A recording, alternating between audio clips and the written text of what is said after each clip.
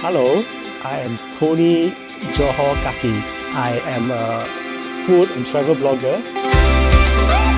I'm based in Singapore and I go to Johor very often. Besides Singapore and Johor, I travel around the world for food.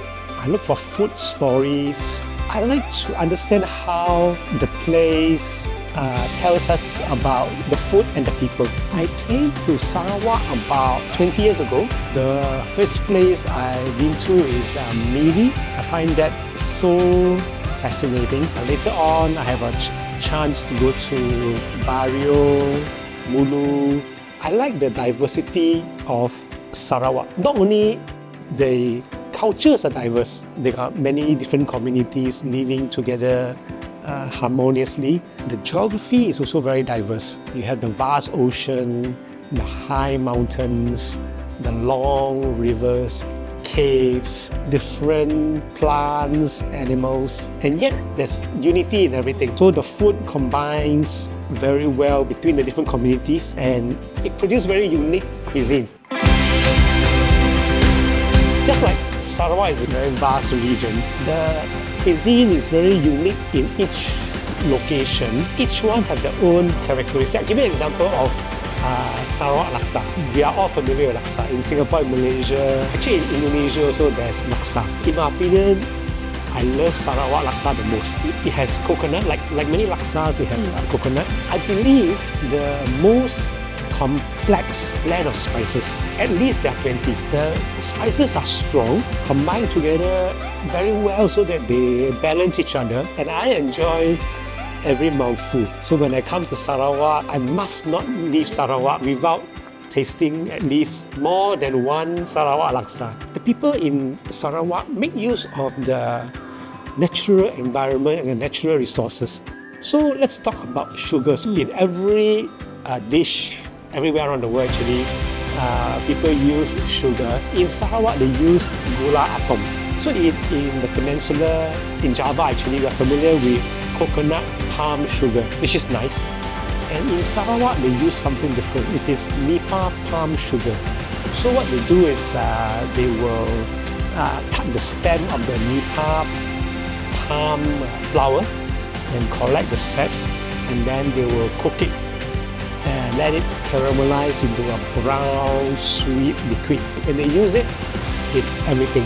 The Dayaks, the indigenous tribes use it, the Chinese use it, and the Malays use it. Gula apam is a sticky sauce, and it actually not only binds the food, it's a sort of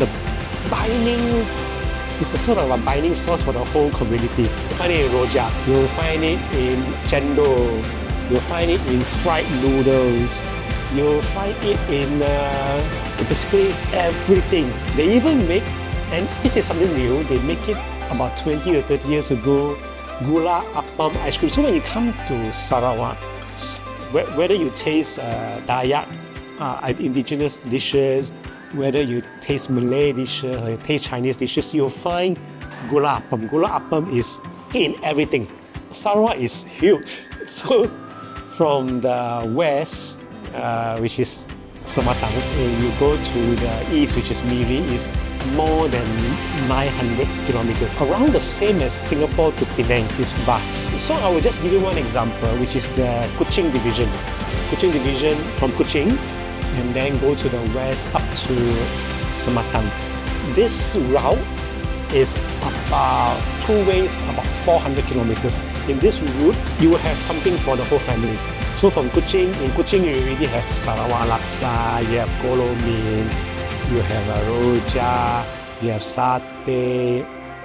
I mean, this sounds familiar, but they all have a little bit of Kuching twist or Sarawak twist. So you will have this in Kuching. Then you move south, not very far, about 20 or 30 kilometers, you reach Senyawan. In Senyawan, on weekends, you will have Pasar Malam. Senyawan is a very historic, by now more than 100 years.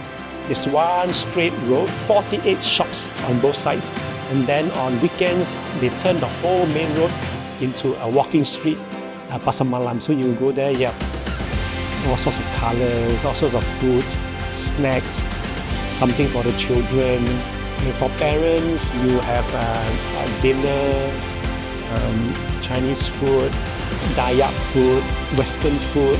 You can even have drinks. So food, in my opinion, binds people. Food brings people together. So that's what I'm very, very interested in.